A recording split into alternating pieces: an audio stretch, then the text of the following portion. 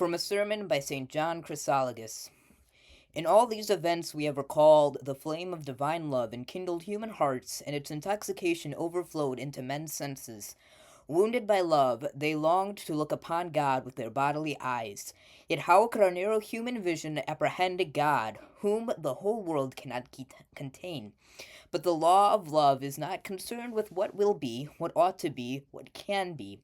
Love does not reflect. It is unreasonable and knows no moderation. Love refuses to be consoled when its goals proves impossible, despises all hindrances to the attainment of its object. Love destroys the lover if he cannot obtain what he loves. Love follows its own promptings and does not think of right and wrong. Love inflames desire, which impels it towards things that are forbidden. But why continue? It is intolerable for love not to see the object of its longing. That is why whatever reward they merited was nothing to the saints if they could not see the Lord. A love that desires to see God may not have reasonableness on its side, but it is the evidence of filial love. Even the pagans made their images for this purpose. They wanted actually to see what they mistakenly revered. Hey, and welcome back to the Matthew Schreiner podcast. So that quote that I just shared was from one of the Divine Office readings, of the Office of Readings, from last Thursday, as a part of the the Divine Office, the Office of Readings, and that's just an excerpt of the reading from Saint Peter Chrysologus. In that audio, I said Saint John Chrysologus, so I apologize. That was Saint Peter Chrysologus, and I corrected that on the image here, but I corrected it here for those of you listening to the audio. And so this kind of just stuck out to me because so often we can read love stories. We can read them almost anywhere. They're so common in our day and age. When I was in school, and I've read this several times in school, we read Romeo and Juliet, and it's one of the greatest love stories that we've continued to just read. And we can say it's the greatest because we've continued to read it and read it and read it and interpret it and see it in different lights. When I was in London at Shakespeare's Globe Theatre, they did a version of Romeo and Juliet, and it was a Western version, so it was designed to be like an Americanized version, and how the Brits view us Americans is kind of very country, kind of very Western. And so that's kind of the view they gave in this version of Romeo and Juliet. But how can we relate this kind of secular love story to divine love? Well, it's easy. It's very easy. And St. John and St. Peter Chrysologus gives us the very words to use. And that is love consumes the person, and they cannot rest until they have that object of their love. A lover cannot rest until they see their beloved. And that's kind of what we get from the words of St. Peter Chrysologus. We see it in the saints, and that's the example Saint Peter uses. Saint Peter, I'm gonna call him Saint Chrysologus, not Saint Peter for obvious reasons. But Saint Peter Chrysologus is able to give us this image of the saints who burned with love for God, and they desired to see God face to face. They would not rest. They would not stop until they attained their goal of the vision of God.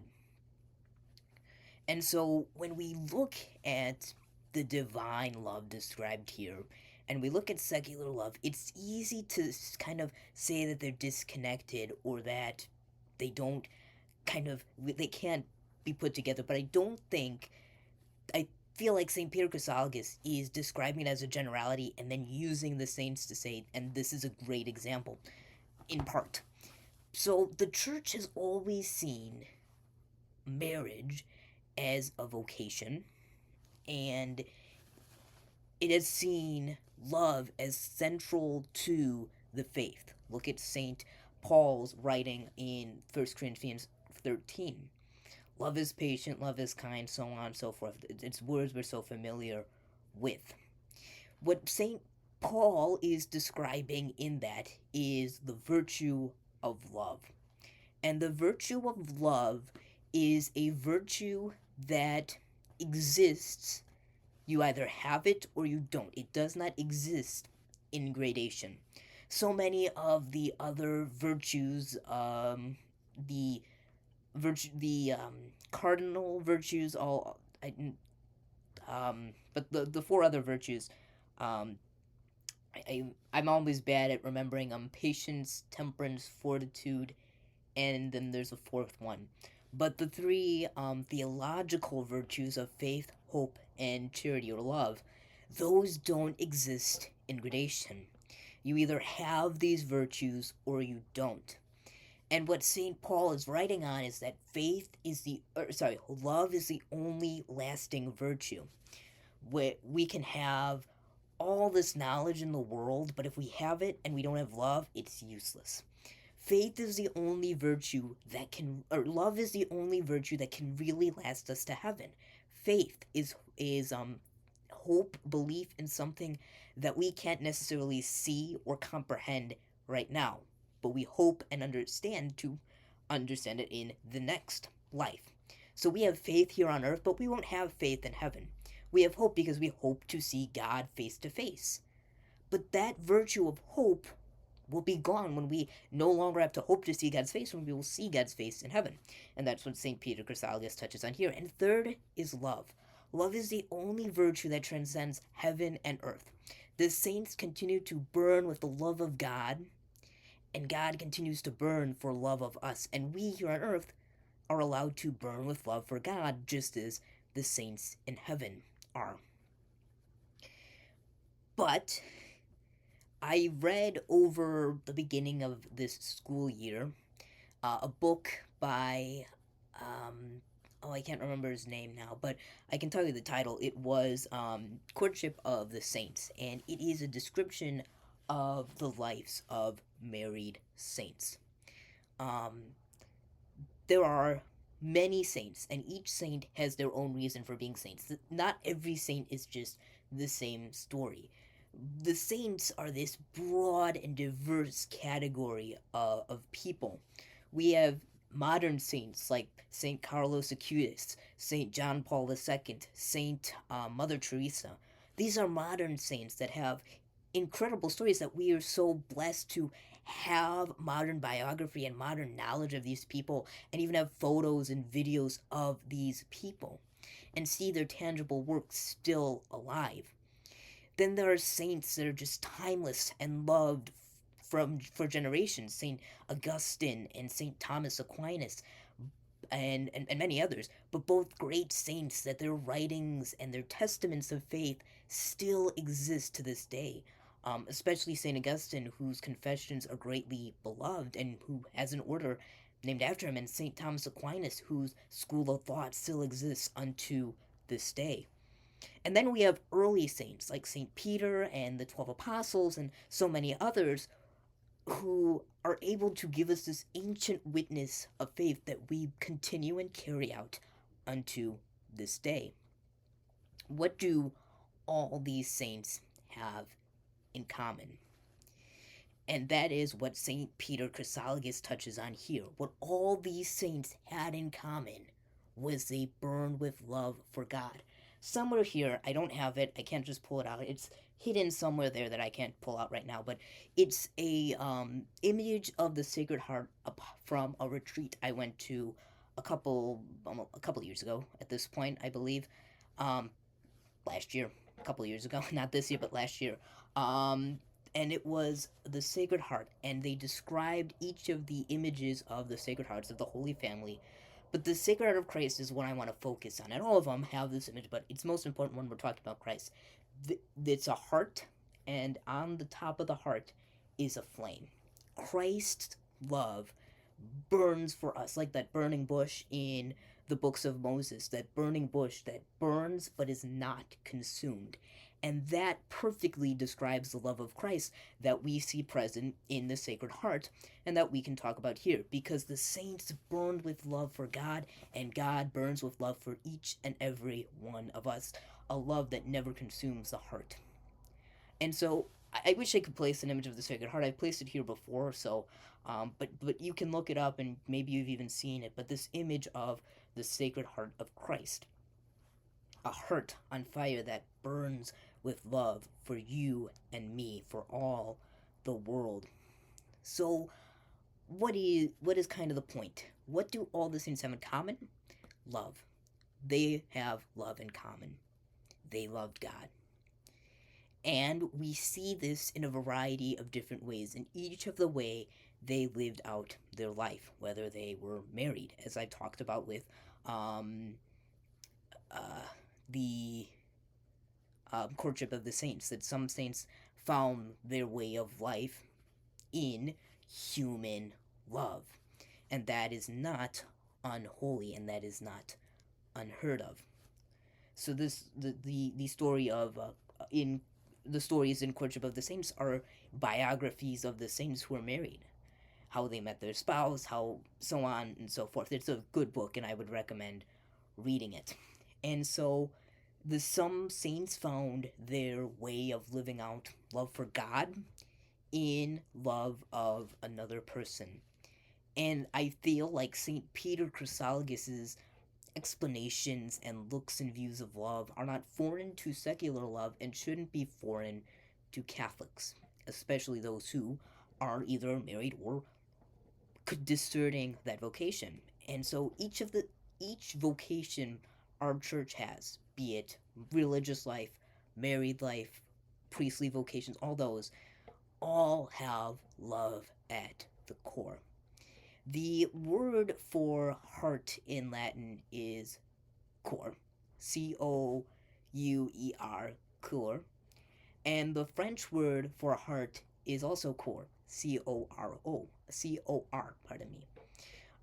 And I kind of like to use that image of the word core, French, Latin, to say love is at the core, at the heart of everything, at the center. One of my favorite hymns, be it a modern hymn, but I really like this one, is Center of My Life. And I remember the first time I really heard this song sung at Mass was at an Episcopal ordination I went to with my school.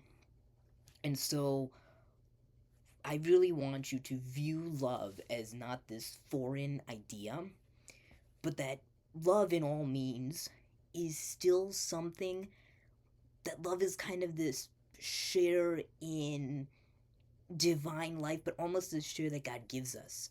That even the little views and ways of love in the world are not foreign to God.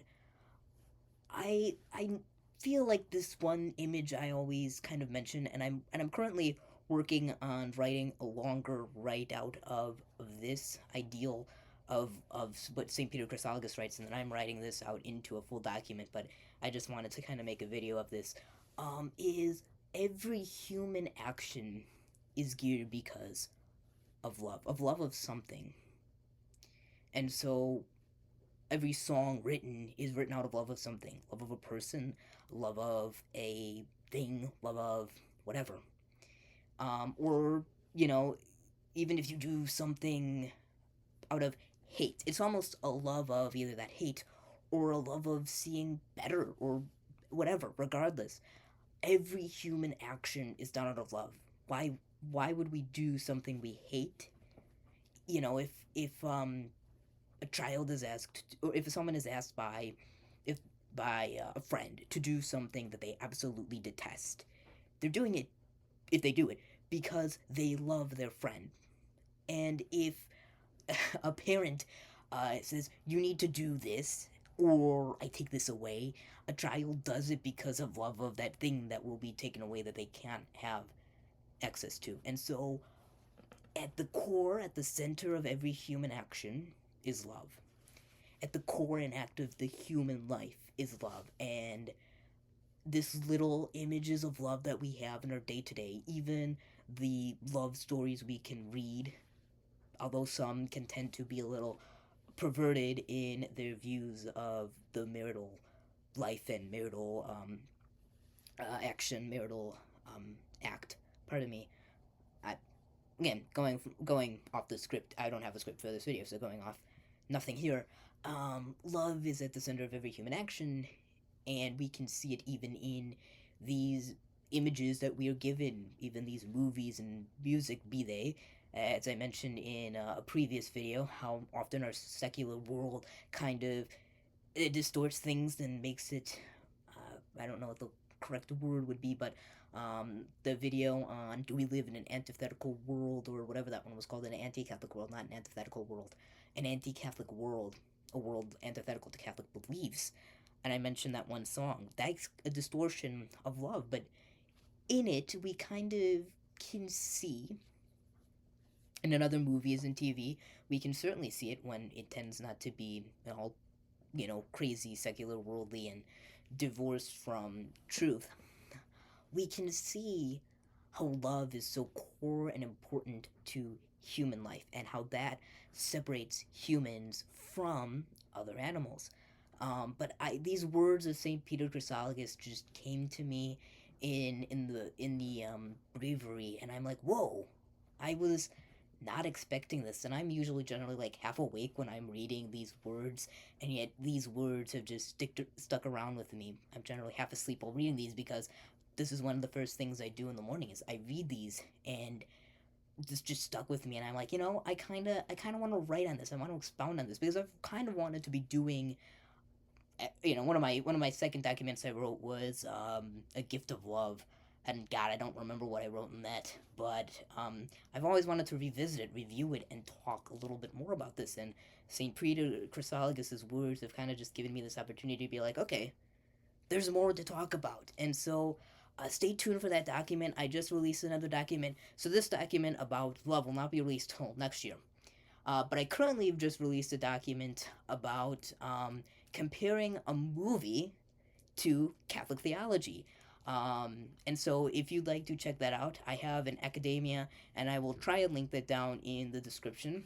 Otherwise, again, we can see these images of, that was an image of theology, not of love, but we can see images of love and such in movies. And so there's more to talk about. This video is almost 16 minutes now, and there's just so much to expand upon. So I hope I gave a good look today. I kind of wanted to touch on late Gaudete Sunday. So I'm gonna end by giving how this actually relates to Gaudete Sunday in about the last 2 minutes of this video. And it relates to Gaudete Sunday because the saints, the joy of the saints is God, and they loved God, and God was the center of their lives, the joy of their lives, and they allowed that joy to be how they live their lives and their vocation. So the love of the saints is the joy of the saints, and so on. You can make all that. And so I hope I made a good connection between joy and love at the end of this video, and that it does suffice to mention Gaudete Sunday, which we celebrated yesterday. So actually, this I've been talking for about 17 minutes now, but this video is much longer because there's that like almost 2 minute part where I read St. Peter Chrysologus. So God bless, and I will see you next. Thank you all for watching. If you enjoyed this video, please consider liking and subscribing. Doing so helps us to spread this Catholic and Christian message to all. Please also consider supporting this channel on Patreon.